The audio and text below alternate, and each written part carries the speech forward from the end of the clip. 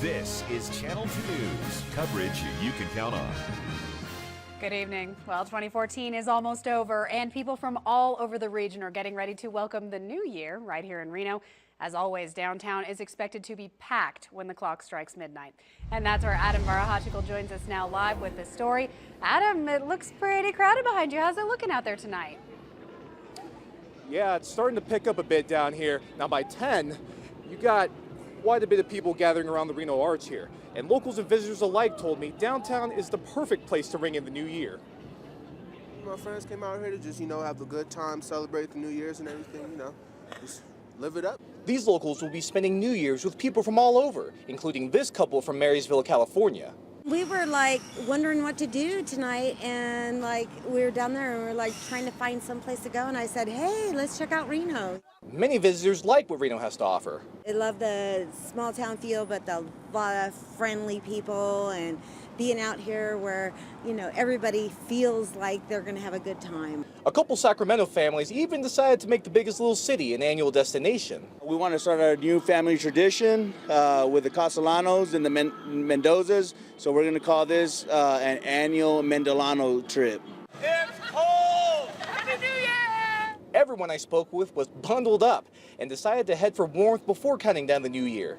We're going to go have dinner, then we're going to start partaking and have a few drinks and carry on till midnight. Yeah, and come out and watch the fireworks. Other than, the cold weather, I'm really glad to be out here right now. Everyone tells me it's worth it getting to spend time with their friends and family on this special night. To the top, 100% grateful that we're here and I'm spending it with the loves of my life. I think it's special just to have everyone together and have memories and start the year off with that.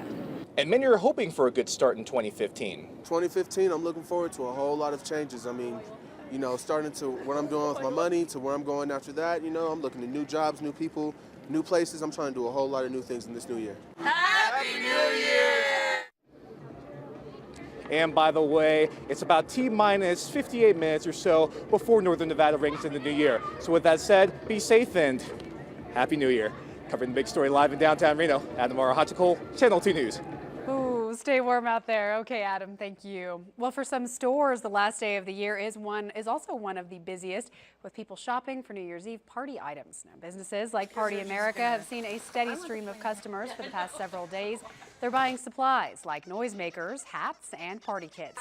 Our partygoers are helping the store's sales increase by 5 to 10%.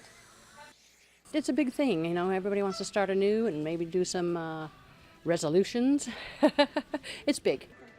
And sparkling wine sales today are about 10 times what they are on a typical day at Total Wine and More.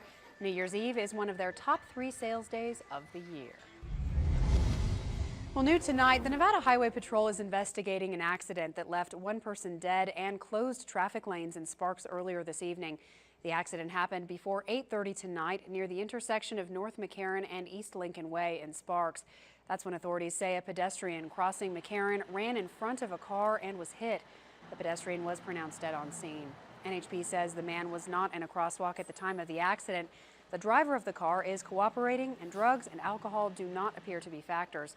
Roads in the area, which have been closed, were expected to reopen at 11 o'clock tonight. And anyone with additional information is asked to call NHP at 687-0400. And if you have a little too much to drink tonight, police are asking you to have a plan to get yourself home safely, whether it's a cab, a designated driver, or the bus. From now until 2 a.m., RTC is offering rides for free on their ride buses. They've been offering this service every New Year's Eve for the past 30 years, and the funding comes from sponsors. Now, AAA is also offering free rides home within a 10-mile radius for New Year's partiers in their vehicles. You don't even need to be a AAA member. Just call 1-800-222-4357 and tell the operator you need a tipsy tow. Rides continue until 6 a.m. Now, here's Chief Meteorologist Mike Alger's first look at the Pinpoint 2 forecast. Well, as promised, we are going to ring in the new year on a very, very chilly note across the area here. You look at this live picture right now from here across to downtown. Of course, they'll be setting fireworks off here in just a little bit less than an hour, and it looks cold, doesn't it? It is very dry out, so it's allowing the temperatures to drop quickly. Now, look at the lows this morning. These are not the highs. These are the lows that we had this morning. We got down to 8 degrees in Reno, I believe. Those are the first single-digit temperatures we've seen so far here this year. Certainly this season. 10 below in Eureka. Lots of cold temperatures, and I think we're going to be every bit as cold tonight. Now, these are the temperatures right now. We're already at 15 degrees. That is at the airport. That's probably pretty close to what we're looking at in downtown right now. Already below zero in Eureka. Lots of single digits already, and it's going to be another very, very cold start to the year tomorrow. In fact, as the sun comes up, I think we'll be down to about 8 degrees again, probably 0 at South Lake Tahoe. And of course, temperatures up at the lake are already in single digits as well. So very chilly start, but there is a warming trend coming up a couple days into the new year. We'll tell you more about that with a complete forecast coming up here in a few minutes. All right, we'll see you then. Thanks, Mike. Well, the holidays are coming to a close, and if you find yourself with no space to put all your gifts, donating is a great way to declutter your closet.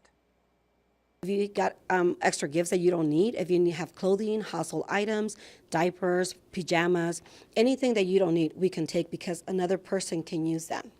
Well, thousands of people in the community rely on donations to survive. Donations are especially needed during the wintertime when temperatures drop. For more information on how to donate, go to the online version of this story at KTVN.com. Looking around the nation tonight, if you're waiting to watch the ball drop in New York at midnight our time, you may want to look away. About 1 million people braved the cold in New York City's Times Square to welcome the new year tonight. People headed to the Big Apple from all over the world to join in the celebration. Most arrived to secure their viewing spots early in the morning. And after passing through security, revelers were confined to massive pens. They couldn't leave even to use the restroom. I haven't had anything to drink since this morning. It was also a very cold night in New York, but that did not deter people from showing up to Times Square and welcoming 2015. When the ball dropped at midnight Eastern time, it was estimated that more than 1 billion people from all around the world watched. Meanwhile, New Year celebrations in China turned deadly after a stampede in downtown Shanghai. A local news agency confirms 35 people have died and more than 40 others were injured. The stampede happened in the popular Riverfront Bund area, which was full of spectators at the time. A witness who saw the incident said people were scrambling for coupons that looked like dollar bills being thrown out a window above, although an investigation is still ongoing.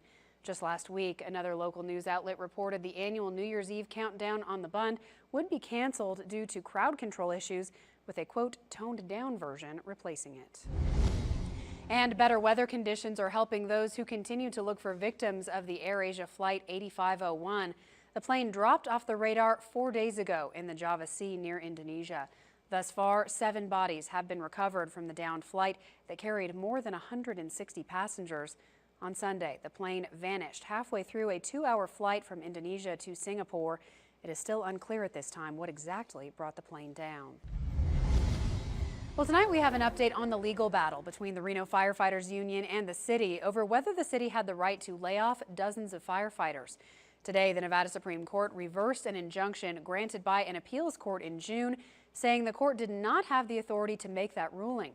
However, the city of Reno said the ruling will not affect their negotiations with the firefighters union, saying in a statement, quote, "Our primary concern continues to be to provide the highest level of public safety for our residents," end quote.